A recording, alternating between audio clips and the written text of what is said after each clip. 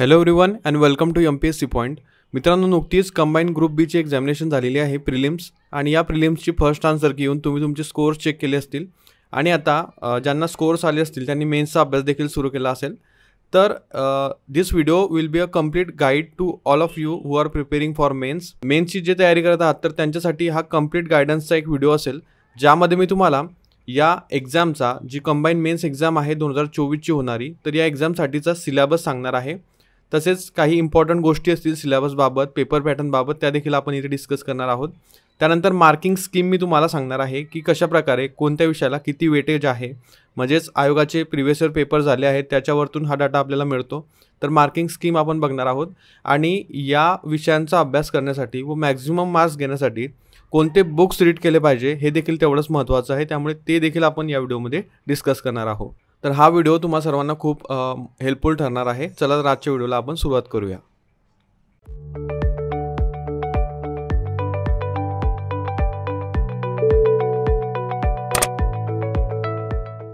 तर मित्रांनो, तुम्हाला माहीत आहे की ग्रुप बीच्या पदांसाठी सर्व पदांसाठी एकच मेन्स होणार आहे आणि प्रिलिमचा देखील एकच कट ऑफ लागणार आहे.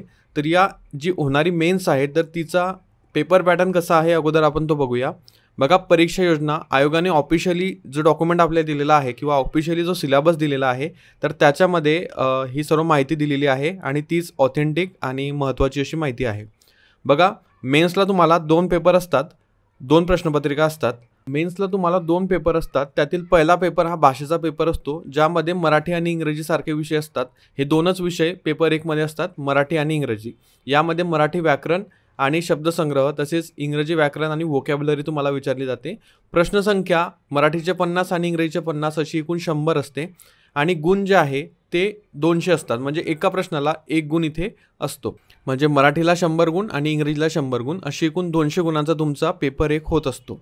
त्यानंतर पेपर 2 जो असतो मित्रांनो, तो सामान्य अध्ययन व गणित बुद्धिमत्ता किंवा सामान्य अध्ययन व बुद्धिमत्ता चाचणी या नावाने असतो. यामध्ये प्रश्नसंख्या एकूण 100 असते. प्रत्येक प्रश्नाला 1 गुण असतो. अशी मिळून 200 गुण तुमचे या पेपर 2चे असतात. अशी एकूण तुमची 400 गुणांची मेन्स होते आणि या 400 गुणांसाठी STI, ASO, सब रजिस्ट्रार या पदांचे कट ऑफ लागतात. जर तुम्ही PSI साठी प्रेफरन्स दिला असेल तर PSI साठी तुम्हाला फिजिकल आणि इंटरव्ह्यू द्यावा लागतो. त्यातील फिजिकल हे क्वालिफाईंग असतं. इंटरव्ह्यूचे जे 40 मार्क्स असतात त्यापैकी तुम्हाला जितके मार्क्स मिळतील ते तुमच्या मेन्सच्या गुणांमध्ये ॲड होऊन फायनल मेरिट लिस्ट लागत असते आणि तुम्हाला पोस्ट मिळत असते. परीक्षेचा कालावधी जो आहे तो 1 तास आहे. म्हणजे पहिल्या पेपरला 1 तास, दुसऱ्या पेपरला 1 तास. पेपर एकाच दिवशी होतात. MCQ बेस हे दोघंही पेपर असतात, हे लक्षात घेतलं पाहिजे. आणि दर्जा जो आहे मित्रांनो तो मराठी ग्रामरचा 12वीचा आहे आणि इंग्रजी ग्रामरचा जो आहे तो पदवीचा आहे आणि या दुसऱ्या पेपरसाठी पदवीचा दर्जा आहे. नेक्स्ट आपण पुढे बघूया याला निगेटिव्ह मार्किंग कशी आहे. बघा, इथे आपल्याला सांगितलेलं आहे प्रत्येक चुकीच्या उत्तराकरता 25% किंवा 1/4 एवढे गुण एकूण गुणांमधून वजा किंवा कमी करण्यात येतील, असं आपल्याला क्लिअरली इथे मेन्शन करून दिलेलं आहे. ओके, नेक्स्ट आहे तुम्ही इथे वाचू शकतात काही गोष्टी. आता आपण डायरेक्टली सिलेबसकडे जाऊया की अभ्यासक्रम नेमका या परीक्षेसाठी आपल्याला कोणता कोणता वाचायचा आहे. बघा, पेपर क्रमांक 1 मध्ये मराठी आहे आणि इंग्रजी आहे. मी तुम्हाला ऑलरेडी सांगितलं. त्यामध्ये काय काय तुम्हाला अभ्यासायचं आहे इथे तुम्हाला दिसेल. सर्वसामान्य शब्दसंग्रह, त्यानंतर वाक्यरचना, व्याकरण, म्हणी व वाक्प्रचार यांचा अर्थ व उपयोग, तसेच उतार्यावरील प्रश्नांची उत्तरे. म्हणजे तुम्हाला 5 मार्कांचा एक उतारा येत असतो. काही व्याकरणाचे प्रश्न असतात आणि काही म्हणी व वाक्प्रचार किंवा जे शब्द संग्रह आहे त्यावरती क्वेश्चन असतात. इंग्रजीमध्ये देखील सेम आहे. कॉमन वोकॅब्युलरी असतं, sentence structure, grammar, use of idioms and phrases, their meanings and comprehension of passage. असे तुम्हाला मराठीचे 50, इंग्रजीचे 50. आता ते मार्किंग वाईज किंवा क्वेश्चन वाईज कसं आहे आपण पुढच्या स्लाईडमध्ये बघूया. पहिल्यांदा आपण सिलेबस व्यवस्थित डिकोड करून घेऊया. पेपर 2 तुम्हाला सामान्य क्षमता चाचणी हा या नावाचा असतो. यामध्ये तुम्हाला खालील काही विषय असतात. बघा, पहिला म्हणजे बुद्धिमत्ता व आकलन. या बुद्धिमत्ता व आकलनचे क्वेश्चन तुम्हाला असतात. चालू घडामोडीचे क्वेश्चन असतात. अंकगणित व सांख्यिकीचे क्वेश्चन असतात. माहितीचा अधिकार अधिनियम 2005 यावरती क्वेश्चन, तसेच महाराष्ट्र लोकसेवा हक्क अधिनियम 2015 यावरती देखील तुम्हाला क्वेश्चन तिथे विचारले जातात. त्यानंतर भारतीय संघ राज्यव्यवस्था, भारतीय राज्यघटना, स्थानिक स्वराज्य संस्था, कार्यकारी मंडळ, न्यायमंडळ व विधिमंडळ इत्यादी. म्हणजे पॉलिटीचा सिलेबस तुम्हाला खूप ब्रीफली इथे दिलेला आहे. प्रिलिमला याप्रमाणे दिलेला नसतो. मेन्सला जो आहे तो प्रश्नांचं स्वरूप मित्रांनो जे तुम्ही वाचता त्यावरती क्वेश्चन येतात, कारण सिलेबस इलॅबोरेट करून दिलेला आहे. त्याचा नक्कीच आपल्याला फायदा होतो अभ्यासामध्ये. जर तुम्ही सिलेबस वाईज गेलात तर जवळपास सर्व क्वेश्चन तुमचे टॅकल होण्याचे चान्सेस जास्त असतात. म्हणून सिलेबस महत्त्वाचा आहे. तुम्ही याची प्रिंट देखील काढून घेऊ शकता. या सिलेबसची PDF जी आहे ती आपल्या व्हिडिओच्या डिस्क्रिप्शनमध्ये लिंक आहे, तिथून तुम्ही डाउनलोड देखील करू शकता. इझी आहे, फक्त 1 क्लिकमध्ये ती PDF तुम्हाला दिसणार आहे व तुम्ही डाउनलोड करू शकाल. त्यानंतर इतिहासमध्ये तुम्हाला आधुनिक भारताचा विशेषतः महाराष्ट्राचा इतिहास आहे. यामध्ये देखील जे टॉपिक दिलेले आहे ते व्यवस्थित वाचून करायचे आहे. मी म्हणेल तुम्ही सिलेबस प्रिंट करून घ्या आणि त्यानंतरच हे सर्व डिटेलमध्ये वाचा. भूगोलावरती देखील तुम्हाला क्वेश्चन असतात. भारताचा व महाराष्ट्राचा भूगोलावर क्वेश्चन असतात. मेन्समध्ये जास्त क्वेश्चन महाराष्ट्राच्या भूगोलावरती येतात. भारताच्या भूगोलावरती मागच्या वर्षी फक्त एकच क्वेश्चन आला होता. सो तुम्ही त्या स्वरूपामध्ये त्याचा अभ्यास केला पाहिजे. क्वेश्चन पेपर बघणे खूप मस्ट आहे किंवा मॅन्डेटरी आहे, कारण त्यानेच तुम्हाला एक आयडिया येत असते की नेमके क्वेश्चन किती येत आहे, कशा प्रकारचे येत आहे, किती डेप्थ क्वेश्चनचे आहे. त्यानुसार तुम्हाला तुमच्या अभ्यासाला दिशा देता येईल. त्यानंतर पर्यावरणमध्ये तुम्हाला हे काही टॉपिक आहेत तेच आवर्जून करायचे आहे, जेणेकरून तुम्हाला जे पर्यावरणाचे क्वेश्चन येतात ते टॅकल होतील. त्यानंतर सामान्य विज्ञान व तंत्रज्ञान. आता तंत्रज्ञान नवीन ॲड झालेलं आहे, पर्यावरण देखील नवीन ॲड झालेलं आहे. अशा प्रकारे काही नवीन घटक ॲड झालेले आहेत, जसं की माहितीचा अधिकार अधिनियम. म्हणजे तुमच्या प्रिलिम्सला बाकी विषय तर होतेच, पण आता मेन्सला हे तुम्हाला नवीन विषय करावे लागतील. तंत्रज्ञानमध्ये काय आहे ते बघा. सुदूर संवेदन, हवाई व ड्रोन छायाचित्रण, भौगोलिक माहिती प्रणाली व त्याचे उपयोजन. यासाठी काय वाचायचं आहे हे देखील आपण पुढे बघणार आहोत. सो व्हिडिओ तुम्ही एंडपर्यंत नक्की बघा, डेफिनेटली सर्वांना फायदा होणार आहे. त्यानंतर माहिती व संप्रेषण तंत्रज्ञानचा एक टॉपिक आहे. त्यानंतर अर्थव्यवस्था आहे, नियोजन विकास विषयक अर्थशास्त्र असं हेडिंग आहे. त्यामध्ये समग्र लक्ष्य अर्थशास्त्र आणि भारतीय अर्थव्यवस्था असे 2 घटक तुम्हाला दिलेले आहे आणि त्यामध्ये सब टॉपिक देखील आयोगाने क्लिअरली मेन्शन करून इथे दिलेले आहेत. त्यामुळे या घटकांचा अभ्यास करणे मॅन्डेटरी आहे. पुढे बघूया आता आपण की नेमकं या सर्व विषयांना किती क्वेश्चन विचारले जातात. प्रिलिम्सला तुम्हाला माहिती आहे 20 मार्कांसाठी मॅथ येतं, बाकी विषय 15-15साठी असतात, 10 मार्कांसाठी इतिहास भूगोल असतं. हे सर्व तुम्हाला पाठ झालेलं आहे, पण मेन्सला तुम्ही जर पहिल्यांदा देत असाल तरी तुम्हाला माहीत नसेल. आणि असंही मागच्या वर्षीपासून मेन्सचा पॅटर्न जो आहे तो नवीन आलेला आहे किंवा क्वेश्चनची संख्या जी आहे ती अदलाबदल झालेली आहे. सो ते तुम्हाला माहीत असावं. बघा आता आपण नंबर ऑफ क्वेश्चन्स किती विचारले जातात हे बघणार आहोत. बेसिकली पेपर 2लाच ते आपल्याला बघावं लागेल, कारण पेपर 2लाच तुम्हाला सब टॉपिक दिलेले आहेत. त्याच्यावर किती क्वेश्चन येतात ते आपण बघूया. मराठीचे तुम्हाला 50 प्रश्न विचारले जातात आणि इंग्रजीचे तुम्हाला 50 प्रश्न विचारले जातात. त्यानंतर पेपर 2मध्ये तुम्हाला सामान्य बुद्धिमापन व आकलनवरती 10 क्वेश्चन विचारले गेले आहेत आणि चालू घडामोडीला 10 क्वेश्चन विचारले गेले आहेत. आता बघा फ्लक्च्युएट होईल हे, पण एवढं नाही होणार की एकदमच खूपच जास्त प्रश्न एखाद्या विषयाचे येतील किंवा खूपच कमी येऊन जातील, असं नाही होणार. 1-2 क्वेश्चन इथे तिथे जाऊ शकतो, एवढेच चान्सेस यामध्ये असतात. अंकगणित व सांख्यिकीचे एकूण 12 क्वेश्चन तुम्हाला इथे विचारण्यात आले होते मागच्या वर्षी आणि यावर्षी देखील सेम ते विचारले जातील. माहितीचा अधिकार अधिनियम 2005 वरती 2 क्वेश्चन आणि महाराष्ट्र लोकसेवा हक्क अधिनियम 2015 वरती 1 क्वेश्चन, असे 3 क्वेश्चन तुम्हाला इथे विचारले गेले होते. त्यानंतर पॉलिटीवरती तुम्हाला 15 क्वेश्चन आले होते. आधुनिक भारताचा विशेषतः महाराष्ट्राचा इतिहास 10 क्वेश्चन येतात. त्यानंतर भूगोलावरती आणि पर्यावरणावरती असे मिळून एकूण 10 प्रश्न विचारतात. सामान्य विज्ञान व तंत्रज्ञानवरती 20 प्रश्न एकूण असतात.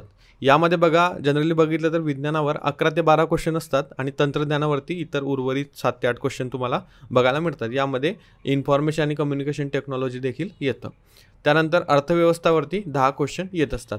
असं एकूण 100 प्रश्नांचं हे डिव्हिजन आहे, ते तुम्ही बघू शकता. त्यानंतर आता बघूया की कोणत्या विषयासाठी किंवा कोणत्या टॉपिकसाठी तुम्ही काय वाचलं पाहिजे.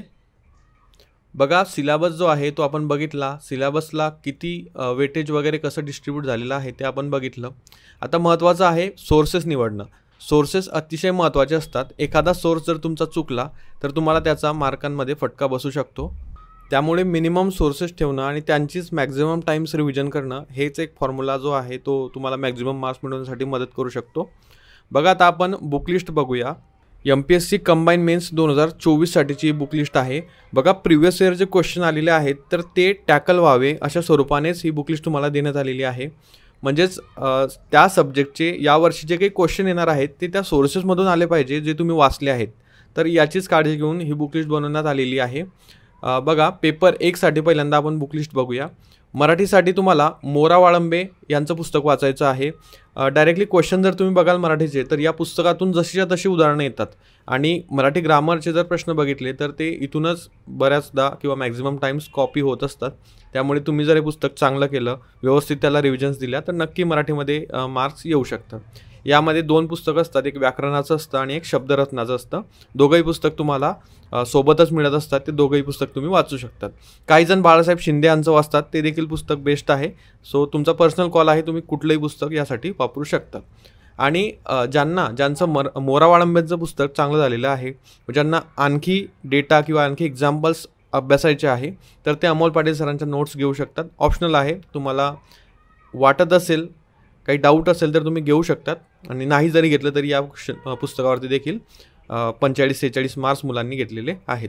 आणि PYQचं बुक याला सप्लिमेंटरी असलं म्हणजे तुम्हाला चांगले मार्क्स येतात. PYQचे बुक्स महेश पाटील सरांचं देखील मिळतं, 0 एरर नावाचं, ते देखील घेऊ शकता. किंवा लोकसेवा पब्लिकेशनचं देखील चांगलं आहे, ते देखील घेऊ शकतात. सो हे मराठीसाठी झालं. त्यानंतर इंग्लिशसाठी महेश पाटील सरांच्या नोट्स तुम्ही करू शकतात. प्लस त्यांचं PYQचं 0 एरर बुक आहे, हे फक्त PYQ आहेत त्यामध्ये, ते तुम्ही करू शकतात. आणि व्होकॅब्युलरीसाठी कुठलंही बुक किंवा कुठलेही नोट्स तुम्ही वापरू शकतात. मार्केटमध्ये सध्या ट्रेंडिंग जे आहेत ते कायझन पुस्तक आहे महेश पाटील सरांचं, आणि व्होकॅबसाठी विशाल सवई सरांचं देखील कोणी यूज करतं. म्हणजे यापैकी एकच वापरा, विशाल सवई सरांचं वापरा किंवा महेश पाटील सरांचं हे कायझन नावाचं पुस्तक वापरू शकतात. हे कुठले पेड प्रमोशन वगैरे नाही आहे. पुस्तकं जे आहेत ते तुमच्या फायद्याची आहेत, त्यामुळे मी इथे मेन्शन केलेली आहे. आणि महत्त्वाचं म्हणजे हे पुस्तक जर तुम्हाला बाय करायचे असतील तर ऑनलाईन जर ऑर्डर करायचे असतील तर डिस्क्रिप्शनमध्ये लिंक्स आहेत, तिथे जाऊन तुम्ही डायरेक्टली ऑर्डर करू देखील शकतात.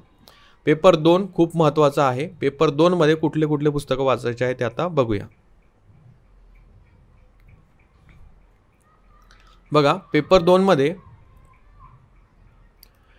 जे बुद्धिमत्ता व आकलन आहे किंवा अंकगणित व सांख्यिकी आहे त्यासाठी सचिन ढवळे सरांचे पुस्तकं सध्या तरी मार्केटमध्ये बेस्ट आहेत, ते तुम्ही यूज करू शकतात. माहितीचा अधिकार अधिनियम आणि लोकसेवा हक्क अधिनियम जो आहे त्यासाठी तुम्ही जो ओरिजिनल ॲक्ट आहे, मूळ कायदा आहे तो वाचू शकतात. किंवा त्याचे छोटे छोटे पुस्तक देखील मिळतात मार्केटमध्ये, ते देखील घेऊन तुम्ही वाचू शकतात. काही अकॅडमीज ज्या आहेत त्यावरती नोट्स देखील बनवतात. काही एक वाचा, पण ते वारंवार रिवाईज करा, दॅट विल हेल्प. चालू घडामोडीसाठी तुम्ही सिम्प्लिफाईड किंवा पृथ्वी परिक्रमा यापैकी कुठलंही एक पुस्तक वापरू शकतात. जनरली प्रिलिमपर्यंत तुम्ही चालू घडामोडी केलेल्या आहेत. जर जूनमध्ये तुमचा पेपर झाला तर तुम्हाला या 3-4 महिन्याचं देखील त्यामध्ये ॲड करावं लागणार आहे चालू घडामोडी. ओके, नेक्स्ट आहे राज्यव्यवस्था. राज्यव्यवस्थासाठी M लक्ष्मीकांत सरांचं पुस्तक किंवा कोळंबे सरांचं पुस्तक सफिशियंट आहे. इतिहासासाठी समाधान महाजन सरांचं पुस्तक वाचा, गाठार सरांचं पुस्तक वाचा, ज्यामध्ये महाराष्ट्राचा इतिहास दिलेला आहे. या पुस्तकातून ठराविक टॉपिक जे एक्झाम ओरिएंटेड तसेच PYQ बेस्ड टॉपिक आहेत तेच तुम्ही करा, कारण पुस्तक खूप मोठे आहे आणि जर सर्वच वाचायला गेले तर आपला सिलेबस किंवा जे एक्झाममध्ये विचारलं जातं ते आपल्याला आठवणार नाही. म्हणून लिमिटेड वाचा, पण वारंवार रिवाईज करा. भूगोलासाठी सौदी सरांचं पुस्तक आहे, सौदी सरांचं पुस्तक बेस्ट आहे आता तरी, तर ते तुम्ही वाचू शकतात. पर्यावरणासाठी आता बघा, काही जण ऑलरेडी जर काही इतर पब्लिकेशनचे पुस्तकं वापरत असतील तर त्यांनी मनामध्ये डाऊट घ्यायचा नाही की मी हे पुस्तकं सांगितले आणि आपण तर दुसरेच वाचतो आहे, असं काही नसतं. जे पुस्तक तुम्ही वाचता ते चांगल्या प्रकारे वाचा, बेस्ट त्याची रिव्हिजन करा वारंवार, ते देखील तुम्हाला मार्क देतं. कारण जवळपास कंटेंट जो आहे तो सर्व पुस्तकांमध्ये सारखाच असतो आणि बहुधा तो याच्यातलाच त्याच्यात कॉपी, त्याच्यातला याच्यात कॉपी असंच केलेलं असतं. फक्त पुस्तकाचं ब्रँडिंग किंवा नेम चेंज असतं, पण मॅक्झिमम डेटा सेम असतो, तोच परीक्षेमध्ये येत असतो. पर्यावरण तुषार घोरपडे खूप मोठं पुस्तक आहे, बघा, शक्य झाल्यास वाचा. किंवा तुम्ही मार्केटमध्ये काही नोट्स देखील फिरतात टेलिग्रामला वगैरे, त्या देखील वाचू शकतात, त्याच्याने देखील मार्क्स तुम्हाला येऊ शकतात. पर्यावरणात 4-5 क्वेश्चन येतात आणि ते करणं गरजेचं आहे. सामान्य विज्ञान बस्के सरांचं बुक्स. तंत्रज्ञानसाठी किंवा जे रिमोट सेन्सिंग GISचे टॉपिक आहे, कम्प्युटर ICT आहे, त्यासाठी सचिन बस्के सरांचं एक मार्केटमध्ये पुस्तक आहे तंत्रज्ञान नावाचं, ते तुम्ही करू शकतात. किंवा नोट्स देखील आहेत बऱ्याच या तंत्रज्ञानावरती, रयतच्या देखील नोट्स आहेत, त्या देखील तुम्ही यूज करू शकतात. अर्थशास्त्रासाठी किरण देसले सर भाग 1 व 2 या पुस्तकातील ठराविक टॉपिक तुम्ही करू शकतात. रंजन कोळंबे सरांचं पुस्तक देखील बेस्ट आहे, ते देखील करू शकतात. कुठले एकच करा, दोघंही करण्याची गरज नाही.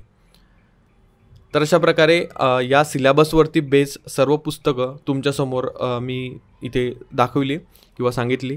तुम्हाला जर ही PDF डाउनलोड करायची असेल बघा बुक्सची किंवा सिलेबसची, डिस्क्रिप्शनमध्ये सर्व लिंक्स मेन्शन आहेत, तिथे जाऊन तुम्ही डाउनलोड करू शकतात. I hope this video will definitely help all of you who are preparing for mains. तर या व्हिडिओच्या माध्यमातून हीच सर्व इम्पॉर्टंट माहिती किंवा हे complete guide on how to prepare for mains हे तुम्हाला द्यायचं होतं. आय होप तुम्हाला व्हिडिओ आवडला असेल तर व्हिडिओला लाईक करा, चॅनलला पहिल्यांदा व्हिजिट करत असाल तर सबस्क्राईब करा. आपण भेटूया पुढच्या व्हिडिओमध्ये. Thank you for watching.